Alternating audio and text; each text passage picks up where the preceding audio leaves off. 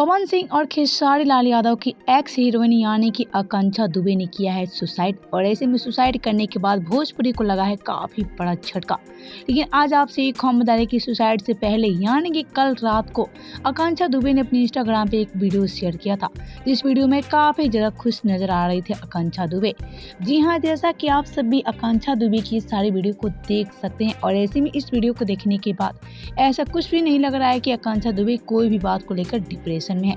लेकिन आज हमेशा सभी को हंसाने और गुदगुदाने वाली कैसे दुनिया को अलविदा कह सकती हैं, क्योंकि आपसे ये खबर बता दें कि आकांक्षा दुबे बनारस के एक होटल में कर लिया है सुसाइड।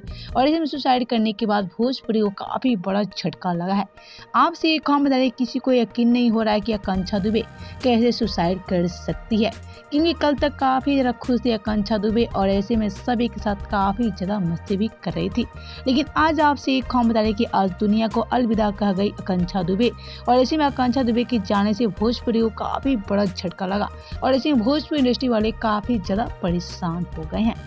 वेल, तो आप सभी का क्या कहना है आकांक्षा दुबे की अचानक मौत की खबर से बताएं हमें नीचे कमेंट बॉक्स में।